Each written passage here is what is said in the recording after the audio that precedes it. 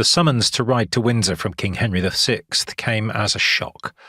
I had thought that I was forgotten.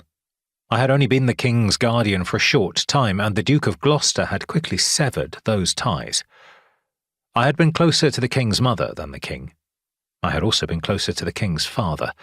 To me, he was the greatest king that England ever had, and when disease took him, it seemed to me that God was punishing England for something. I knew not what.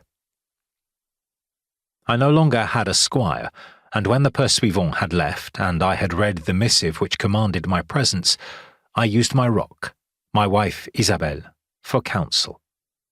She read the letter, and her face mirrored my dismay. A command from the king never boded well for my family. "We have done naught that is ill, my husband, but I do not like this. Why should he send for you?" Just then there was a squeal from the children as they played in the next room. Houghton Regis was almost palatial compared to Weedon. "It cannot be about Margaret, can it?" I shook my head. "We have kept the secret well. Apart from Sarah, you and I, the only other who is privy to that knowledge is Father Bertrand, and he languishes in prison." "Our father will know?" She was right. Owen Tudor was also one who might know the existence of the child, but as he had been forbidden by the Duke of Gloucester from visiting the Queen in her latter days, it was not a certainty. Speculation will not avail me anything. I shall leave on the morrow at dawn. I thought to take Robbie Redfletch. She nodded. "He is getting on in years, my husband, but he is a good soldier. You will need another, you know, someone to attend you as a servant." I racked my brains, and then it came to me. Jack. My wife beamed. "Of course, Jack." Jack was the son of Elizabeth. They had come to us when I had destroyed a nest of bandits. The two had become part of my household, and Elizabeth cooked for us while Jack acted as a house servant. He had grown since he had come to us, and my wife had ensured that he learned manners and how to be a gentleman. She had even taught him some French. He sparred with me when I needed the exercise and was developing good skills with a blade. He was too old to be trained as an archer, but he could be a man-at-arms.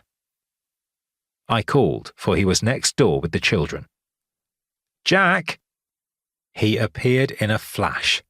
"Yes, my lord?" "We need to ride to Windsor tomorrow. Find Robbie Redfletch and tell him we are going to visit the king.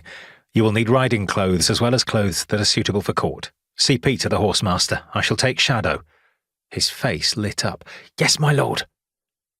I sighed as I went to my chamber where my wife was already choosing the clothes that I would need. I was a warrior and not a courtier, but I knew that I would have to dress well and be prepared to wait for an inordinately long period of time. Court worked at a different pace from the rest of the world. I would have to endure it, for the king was young and I did not know him well. He could take the slightest oversight as a major misdemeanor. England had suffered some kings who were unpredictable and less than fair. The King Henry I had followed to Agincourt was clearly an exception. "You will need your best hose and doublet. I fear that the journey will crease them. I will pack your new soft boots too. Do not think to ride whilst wearing them, for that would ruin them. My love, it will be a brief meeting. I may not even have to stay overnight." She stopped folding the clothes and stood. "You cannot get there and back in one day. Surely the king will find a bed for you.